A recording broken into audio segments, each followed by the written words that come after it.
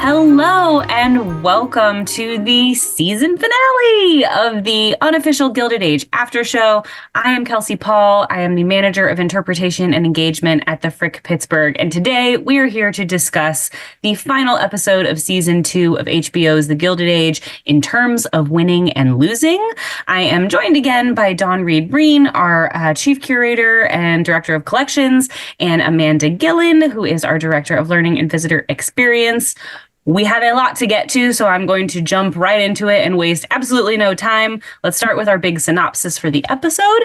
Marion confesses her true feelings. Jack receives welcome news. Bertha and Mrs. Astor make their final moves on the opera war, and Peggy makes a career decision. We are going to get to all of that the best that we can. We're going to cram it all in because there is so much to talk about. Let's start with Sweet, Sweet Jack, because we have not talked about him a ton this season. But he gets this fantastic news that he has been approved for his patent. And then on top of that, he gets this exciting news. They go to Larry, and Larry wants to be his business partner, which I don't know about you guys, but like Jack and Larry is the team I didn't know that I needed. And the look on Jack's face when he's in the door, when Larry says that he wants to go into business, it's like the sweetest and just most genuine thing. I love it. I love Jack. I'm ready for Jack to be like a genius inventor. I don't know what you guys think, but that's where I'm at. Jack's going to be rich. He's going to be rich. He's going to be famous and rich. I know that some people are like, enough with the clock, but I love the clock story. I love Jack. I love his clock. I love fiddling with the clock. I think it's amazing. And the generosity around that whole storyline to him, I think has been such a lovely, like there's been nothing about it, that storyline that was a problem. It was just nice. It was nice. And that's how things get done, right? I know my career started working for a patent lawyer, and Dawn, you are married to a patent lawyer. So that world is fascinating, and it's not easy to navigate. So it's actually lovely and great. I mean, it happened really fast. It doesn't, at least now, happen that fast in real life where you sort of work your way through the patent office that quickly. But I guess in 1883, maybe it was a different story. But it's just, I think he's going to be rich and famous. That's what I think. On his clock design. I think he's going to be our rags to riches story for sure. And I love that it's been this little running gag in all of the episodes so far. To see it wrapped up this way, it's great. Yeah, I think it was just really sweet and exciting. And, getting the patent, that's one thing. I mean, holding the patent is exciting, but there's that next step, which I think it's so sweet that he goes to Marion, and then Marion, takes him over to Larry to kind of get him to the next steps, because you have the patent, now what? What do you do with it? And so it's exciting. And if we get a season 3, I hope that we see Jack strike it rich on his little alarm clock part. And that will be a very exciting thing for him. So we're going to do a total 180 because, again, we're just going to keep chugging along because we don't want to miss anything. We have so much to talk about. We have to talk about Peggy. Peggy obviously has been in the thick of this fight with the school board to save these schools. She's been working really closely with Sarah Garnett and her mom, and they have this great community working together towards that end. And we see that storyline wrap up in this episode, but not before. We have this sneaky, underhanded tactic by the school board to basically try to undercut Sarah Garnett and her efforts. And I know, Dawn, you looked a little bit more into the real life Sarah and this real issue that was going on in the 1880s with the Brooklyn School Board and the fate of these schools. It's a really interesting story. Yeah, so during the 1880s, the Board of Education is trying to shut down the Black schools, including colored school number 4, which was the one led by Sarah Garnett. And these colored schools, as the show refers to them and as they're referred to in history, evolved from the African free schools established in the 1780s. But in 1845, the state legislature authorized local governments to create separate school districts to educate Black children. So the separate but equal. And then following the state's Civil Rights Act of 1873, schools were to be open to all children, but this was rarely practiced or enforced, and school segregation continued. But in the 1880s, the Board of Education wants to integrate Black schools into the public school system. And so Garnett and others were really concerned for the fate of their students, for the fate of Black principals and teachers.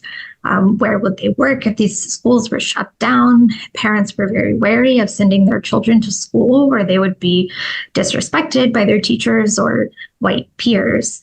So Arthur Scott, Peggy's dad, finds out that they changed the meeting date. He rushes home to where the volunteers are gathering all their documents and statistics to present, and he's shouting, "They tricked us." And like within a matter of 2 seconds, everybody has packed up all their materials and they're rushing off to the school board meeting, where Sarah demands to know why they're being closed when they have so many applications.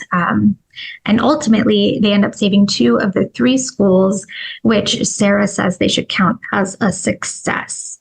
And in real life, the state legislature passed a law to abolish the colored schools, except for 2, including the one which was Sarah Garnett's school. So this stayed pretty true to the storyline. Yeah. And yeah, I thought that was such a poignant kind of moment at the end, because clearly, T. Thomas Fortune is disappointed. Peggy is disappointed that they haven't been able to save, all 3 schools.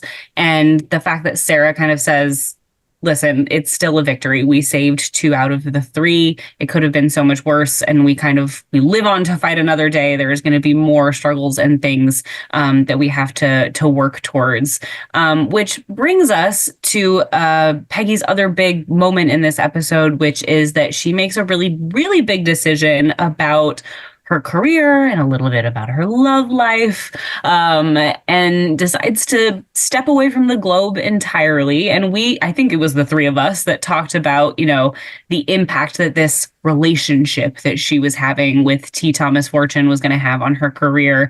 And I don't know, I have mixed feelings about it. I hate that feels like she has to step away from the Globe, because she was just starting to get all of this momentum and make a name for herself, and she was getting these really big stories.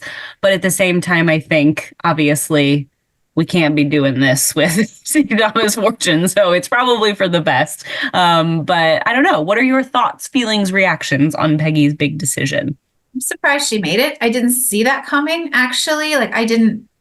Obviously she had been struggling with the kiss and everything that happened when they were in the South. But then she sees right quickly his wife and baby, which seems like it was maybe a turning point for her, like realizing this, not only is this not going to happen, it shouldn't happen. Like, he's got a family and everything. But I hate, like you, Kels, I hate that she gave up that job, because I don't know when another job like that, and it wasn't perfect, but she was able to write and have a voice, and maybe she's got enough of a start that she'll find another avenue. She mentions her novel that she's been putting off for a long time, but I was sorry to see her leave that work, because I think she was just getting started, but she clearly cared more for him than maybe I realized, or that was going to be too much of a hurdle for her every single day. No, I have to agree. I was surprised by her decision, but I keep thinking about it, and she seemed sad when she was telling him this, but then ultimately when she walked away from him, she had this sigh of relief, and it made me feel like she's going into this kind of unknown step for her with some resolve. And I am really excited to see if they're renewed for season 3, what they do with her storyline, because she's a phenomenal character played by a phenomenal actress. I really, really enjoy Danae Benton. I love reading about her. I love her connection with the character. She's just great. Yeah, I think, so Sarah Garnett, I'm hoping that maybe we will get more of her storyline as an educator, and this story with the school board is really just the tip of the iceberg in terms of all of the amazing things that she accomplished in real life. She was also huge in the suffrage movement. That's actually probably the thing that she's maybe best known for. So I would love to see, if we get a season 3, I would love to see maybe, Peggy gets involved with the suffrage movement and we get to see more of Sarah Garnett. That could be a really cool kind of avenue for Peggy. But yeah, I agree with you, Dawn. I think she kind of walked away from that sort of like, this is what I needed to do. And now she's kind of free to go forward and do amazing things, as we know Peggy is capable. And partnered with her parents. Like there's definitely been a lot of repair there with her mom and dad and her mom and dad together. And they are clearly brilliant activists and they, doing work in their own right. And I think she has found a commonality with her mom and dad in that work that maybe if, like you said, if we get season 3, I'd like to see the 3 of them together, tackling some issues because I enjoyed them, kind of working on this and becoming a family again, I guess, in some ways. Yeah, I love that too. We're going to turn our attention to the opera because, of course, everything in this season has been building towards the big opening of the opera. And we finally get our dueling opening nights with the Academy and the Met. And of course, everything is hinging on the Duke and where he is going to show up or not show up. Duke is called him. Very dramatic, like small shots of his hand and his buckle and like where is he going to be, but as we've discussed before, I think a little bit throughout the season, this whole storyline with the opera is based in a real historical event. The opening of the Metropolitan Opera House, the fact that these nouveau riche, New Yorkers basically opened it because they were not welcome at the Academy. All of that is true. The actual Met did open for its first season in 1883. They did put on Faust. That is very true.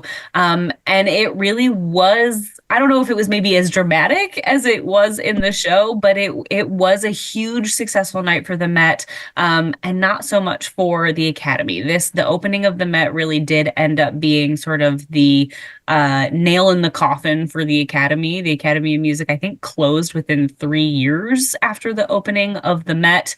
So that is true. Eventually, the real life Mrs. Astor did get herself a box at the Met and gave up on the Academy. But obviously, in our universe, we get to see Bertha have her triumphant moment and walk into her central box. But there's a lot of little interesting things. So let's start with Faust, because that is definitely true. And I don't know a lot about that opera or that storyline, but I do know that it features a tragic female heroine and that we have a stained glass window in Clayton that features that same heroine. What can you tell me about Faust? I love,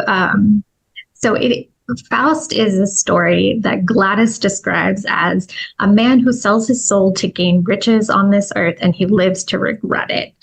That is more than likely some heavy foreshadowing for whatever might come in the next season. So the character of Faust basically sells his soul in a deal with the devil to regain his youth, and he seduces his young innocent character, Marguerite, his old love, and ultimately she dies. It's an incredibly tragic story. So I don't know how much this story is going to play into the storyline of what they seem to be laying out with Gladys and the Duke, but a really popular opera for the day. Yeah, I know. The opera was a big deal in in the late 19th century, and we see that in the way everybody is dressed. It's like there's so much hoopla with getting ready to go to this night of the opera, whether you're going to the Academy or you're going to the Met. Everybody's getting dressed up, and we have to talk about the clothes because we've seen some incredible costumes this season, and we saw a lot of color is the way that I'm going to put it in our dresses for the Met. But let's start with Bertha's dress, because Bertha's dress was based on the design of a very real life designer from the late 19th century, House of Worth. Dawn, what can you tell us about the House of Worth and this dress in particular? Because it's kind of iconic. Yes. So the House of Worth is founded by Charles Frederick Worth, who really aggressively promotes himself as the father of haute couture and the first couturier.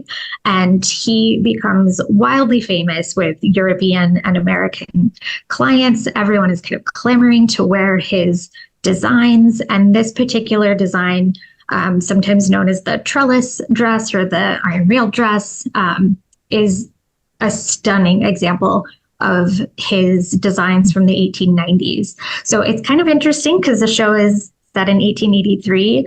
This design is much later, the design that they base Bertha's costume on of the late 1890s. And it has this incredibly fashionable S-curve silhouette, these big dramatic sleeves. It's such a great moment.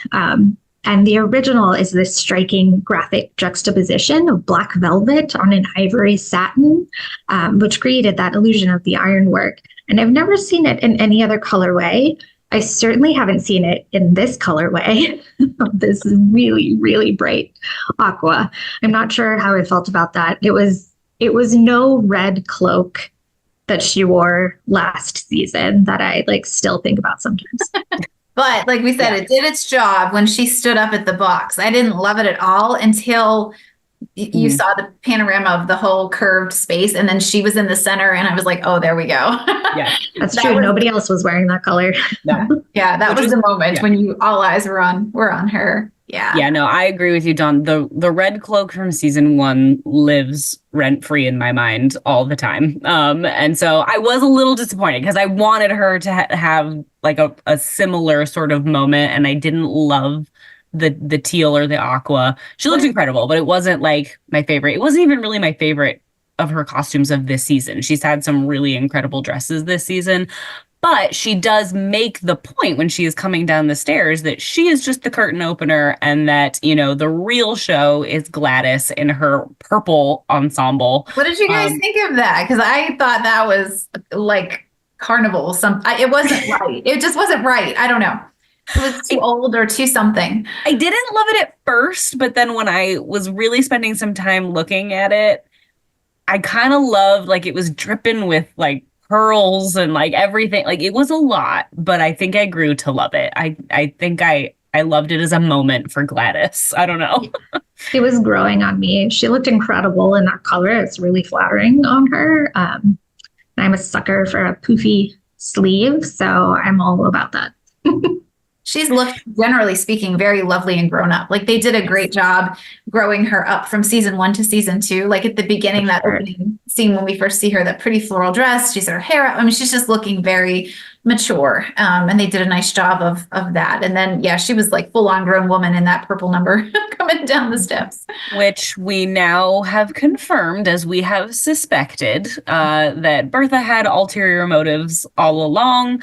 We had this storyline kind of in the beginning of the episode that Mrs. Astor has essentially bought the Duke. She has offered him a bunch of money in return for him showing up supposedly at the academy. And there's this big conversation of, can Bertha or should Bertha offer him more money? But ultimately what we come to at the end is that she offers him something that is a little more irreplaceable. And there's a very knowing sort of shift over to Gladys. She essentially offers Gladys up as payment for him showing up to the opening of the Met. And I don't know about you guys, but I feel like Gladys might be the only one who isn't aware of that at this point. She doesn't seem to maybe fully get that. But everyone else does, and George does not seem pleased. He seems to be putting the puzzle pieces together and does not seem pleased at all. Yeah, he's on to Bertha. You can tell he's so. I think she sort of promised the hand in marriage, or just the opportunity to potentially, because that's pretty, even for Bertha, I know women did it. I know it happened, but if the agreement has already been made, I was going back and forth in my mind, or has she just sort of opened the door to the family fortune, to the potential? She got what she wanted, which is that he showed up. Could she, make this sort of go away in future months? Or is this a commitment that once you go down this road, she's kind of in it? Or does she not care? Will she happily marry her daughter off Alva Vanderbilt did with Consuelo, and just this is what's going to happen for you. Yeah, I don't keep know. going back to that, like knowing that Bertha's character is based so closely on Alva. I have to think that it was probably pretty overt. Yeah. Well, and I'm thinking back to it's a few episodes ago when Bertha and Gladys are talking about whatever Gladys is going to wear. And essentially Bertha is like, I could let you choose for yourself, but you're going to choose wrong. And I feel like that has kind of a deeper undertone to it, which is that's how Bertha looks at basically any choice that Gladys would be making, including her own future marriage. And it's very clear that Gladys has a little crush on Billy Carlton, and she like is very smitten with him, and he's very smitten with her, and he's like a couple boxes over, and it's like a whole thing. Yeah, like waving. Bertha's like, "Who are you waving at?" Waving. But it's very sweet. But in true Bertha fashion, she's made it clear that she does not believe that Gladys can make her own choices in anything. And so, yeah, I mean, you're right, Amanda. It is unclear, like the true nature of whatever deal she has struck, but I think that it probably has been pretty overt to say, like, well, and that's setting us up then if they do season 3. Oh my goodness, because George is going to have to essentially, is he going to back his wife, or is he going to stand behind his daughter, who he promised that she could trust him, that he would, help her marry for love and not wind up in a situation like this. So it'll be, he's in for it. If Bertha has indeed promised a hand in marriage, then things are going to get real interesting really fast. Well, and she's like, I don't tell you how to do business in Pittsburgh. You don't tell me how to, navigate this social set with our daughter. So yeah, I think it's going to be an interesting, we very often see Bertha and George on the same side. It will be interesting to potentially see them on opposing sides when it comes to Gladys's future. Another big future that we are talking about and thinking about quite a bit in this episode, of course, is the Van Ryns and the fallout of Oscar's terrible business decision. That's kind of where the episode starts, and we begin to see what the ramifications for a family like the Van Ryns losing their fortune would be. We see them talking, I think it's with a lawyer, talking about kind of what their options are, and essentially it's you sell the house, you get whatever you can for the house. You have to downsize your household in a less fashionable neighborhood. It's Agnes's worst nightmare. She's going to have to like sell her clothes. It's a whole thing. But I want to talk a little bit about the impact that has on the staff, because that I thought was a maybe even more interesting storyline within that, which is, yes, of course, we understand that there's going to be fallout for, Agnes and Ada and Oscar himself, but the trickle down of something like that and how it impacts everyone in that household. And we've talked a little bit about the fact that, turnover was pretty high in domestic staff. You often would leave, one house and go to another. We're under the impression, though, I think, you can tell me if you think I'm wrong, that most of the staff that's been at the Van Ryn house seems like they've been there for quite a while. So this would be a really big change for them. And I just thought that little conversation, I love the conversations that the staff has around the table in the kitchen, and the one where they're sort of going through the classifieds and trying to potentially find opportunities, and you see the different challenges that each of them potentially would have. I don't know. I know, Amanda, you've done a lot of work on like the domestic staff at CLAYTON, and what something like that would mean for these people who would need to find a job immediately. They don't have a safety net, really. There's no safety net. And what you're saying, I agree. It seems like they've been there in that household, and it appears to be a relatively safe household to work in. There are petty grievances and, arguments and things, but generally speaking, it's an honorable household. Agnes takes care of the staff. They know what to expect. They're settled in it. I can imagine that in the absence of your real family, that becomes a pseudo family, right? The people that you spend every day with, especially if you live in, that would be terrifying after 5 years, 10 years to be out there. There's no guarantee that your next household is going to be like that, or the one after that, or the one after that. And, in the 1880s, New York is booming and growing, and there are a lot of newly minted millionaires. So I think finding a job or finding a household to work in actually wouldn't wouldn't be that difficult. I don't know, Dawn, what you think, but there were always people looking for staff, but whether you wanted to be in that particular house or whether was a scenario that suited you is a whole other, ball game, and it just shows how they are at the mercy of their employers.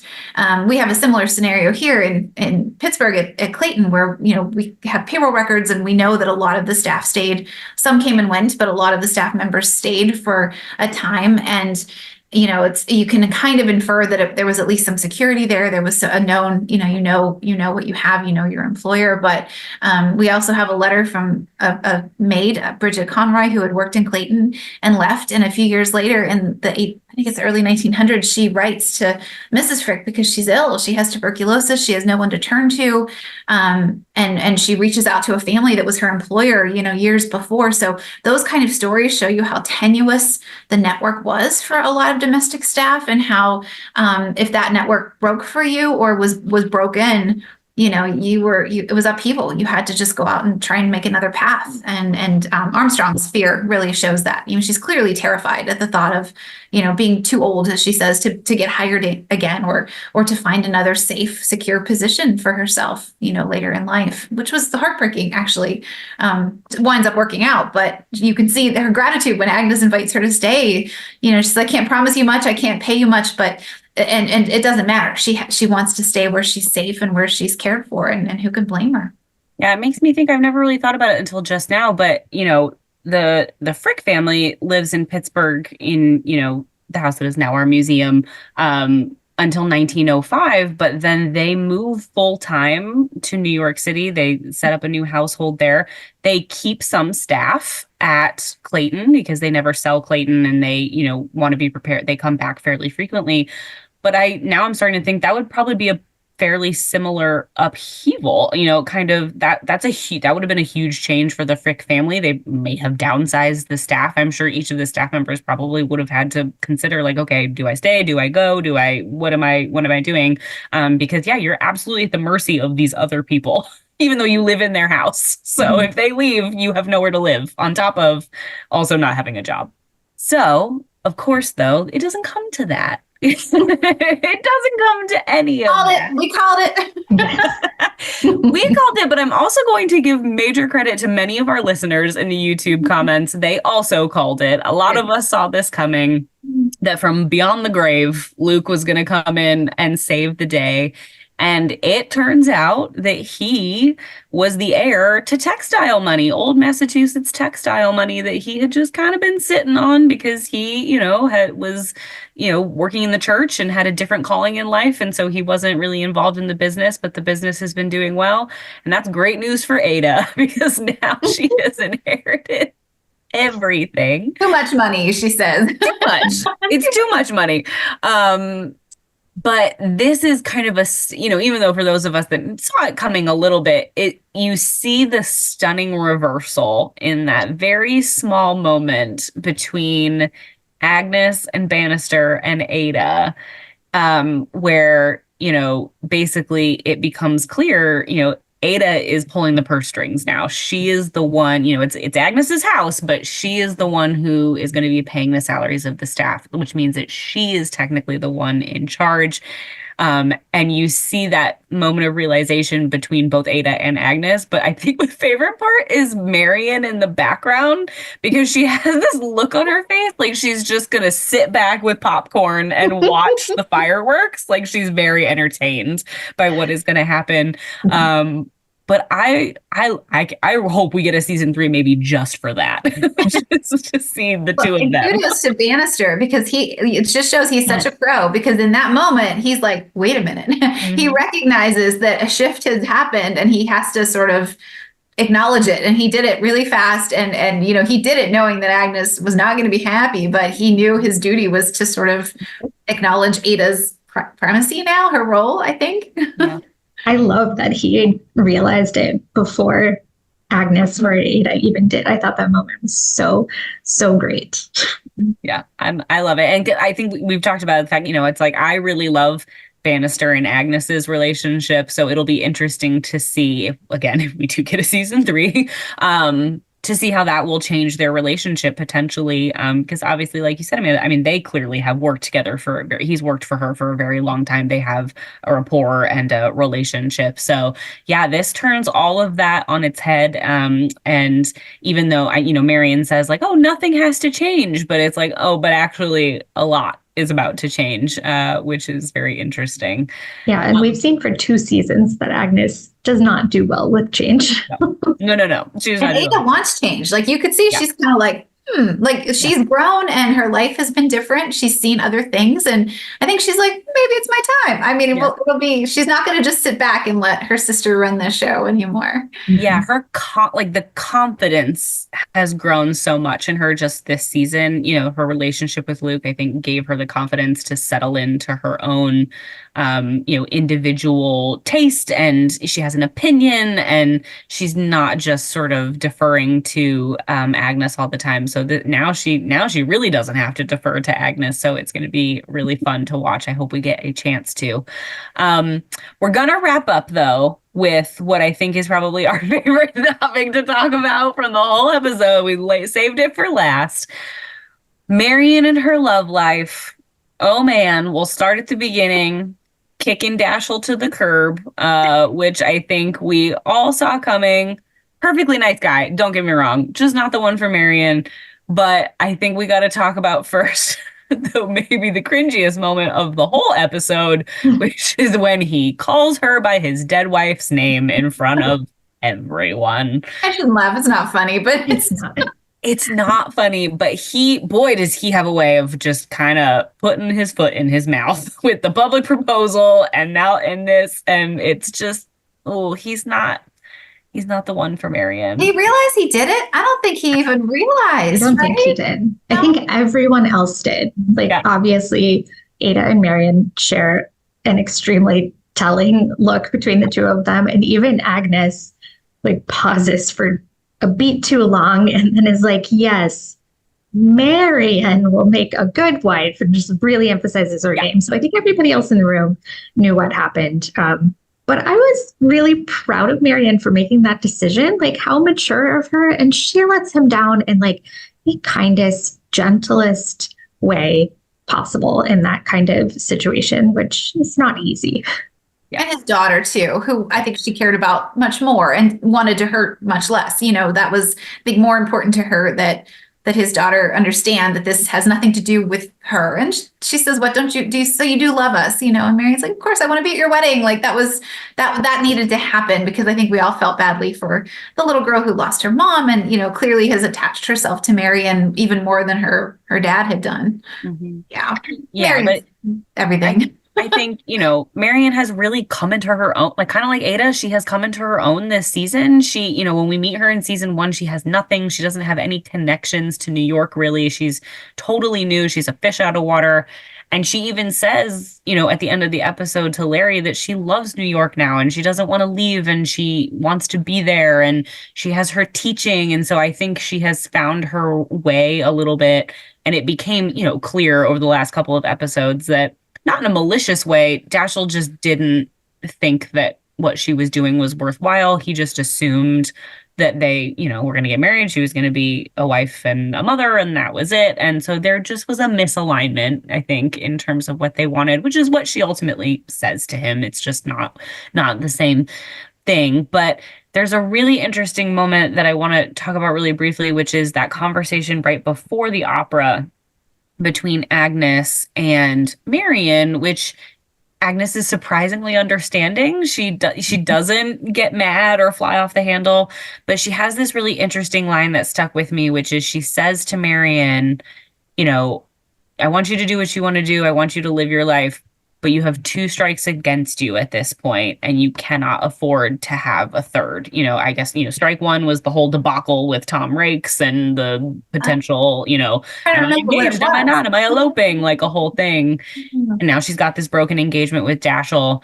And it's a reminder, I think, of the precarious place that young women like Marion were in this society, that, when you're a young person, and you make mistakes, you learn from them, but there's not a lot of room for error for a young woman like Marion. And she's She's about at the end. She can't have another misstep at this point, which is what Agnes points out. People know about, is that a strike, two strikes with her, sort of with the family, or she's talking publicly, but nobody knew about Tom Rakes, right? Like, what was that, like a public debacle, or was that more just a private embarrassment? That's sort of how I saw that. I don't know. I mean, Agnes even says you have 2 strikes against you, one more public than the first. So I wonder if there are whispers about the first one, and then this will be like a solid, known broken engagement, which I have to fault Daschle for. Public proposals are the worst, should never happen. But yeah, I don't know how much. I didn't get the feeling that it was widely known or shared, but maybe just enough people in the inner circle knew that it was whispered about. And Agnes feels she has to warn her, like, you gotta get it together.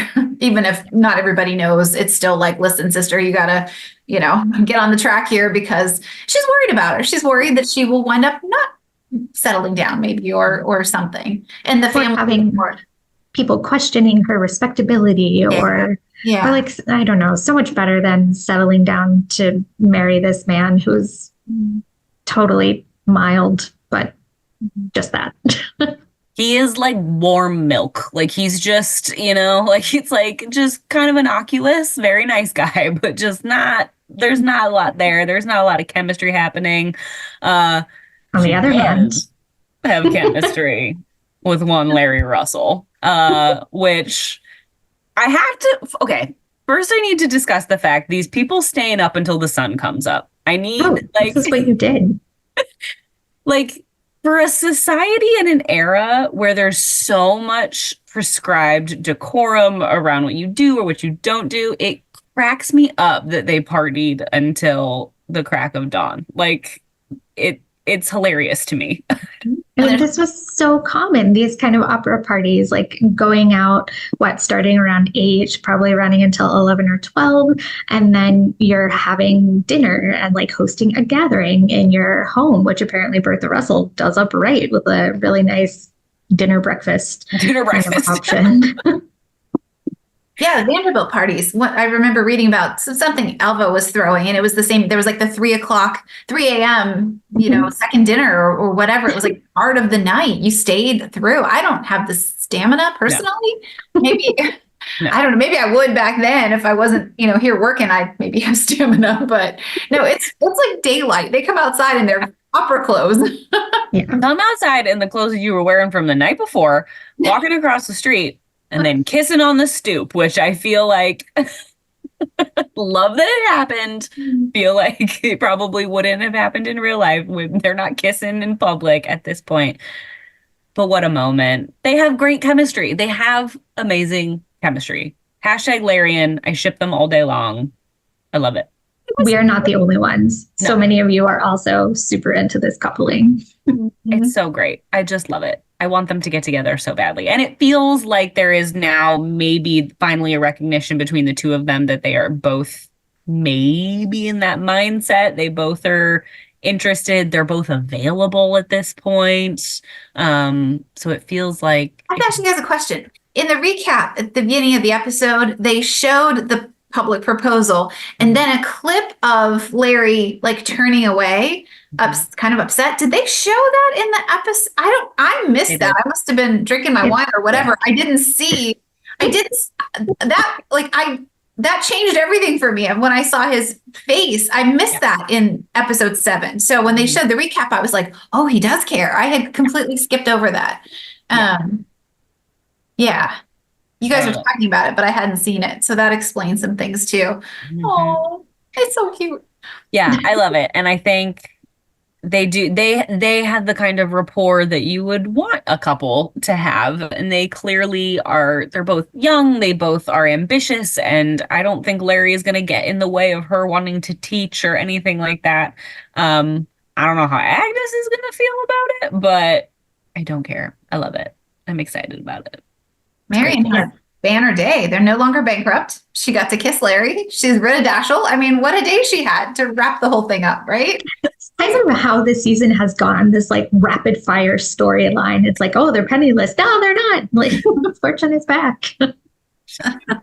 Also, there is like another moment where they're all just like waiting up until the crack of dawn for Marion to come home because Ada wants to make this announcement. And then there's just this little throwaway line from Bannister that's like, yeah, we've all been up too. Like the whole staff is, we didn't go to bed either because we worked for you. If you're not having fun, it's real hard to stay up 2, 3, 4 in the morning. They just sitting in that parlor. Like, I just don't understand that. Yeah. It's very cute, very dramatic. Yes, very dramatic, but a great season of HBO's The Gilded Age. It's been so much fun for us to get together and talk about this. We always joke that we'd be talking about it anyway. We record it and put it on YouTube. So we of course want to thank all of our viewers who tune in every week to watch us on YouTube. Thanks so much for being here and joining us for these conversations. It's always a ton of fun. We don't know what the future holds for season 3, but fingers crossed that we'll get some news soon. And if there is a season 3, we will be back for another season of the Unofficial Gilded Age Aftershow. But until then, next time you're in Pittsburgh, if you are in a drought for the Gilded Age and you need a little Gilded Age in your life, you can come see us at the Frick Pittsburgh. We're living it day in and day out. You can come take a tour of CLAYTON. That is always around if you need a little taste of the Gilded Age when we're in our hiatus here. But until then, thanks so much for watching, and we will see you next time.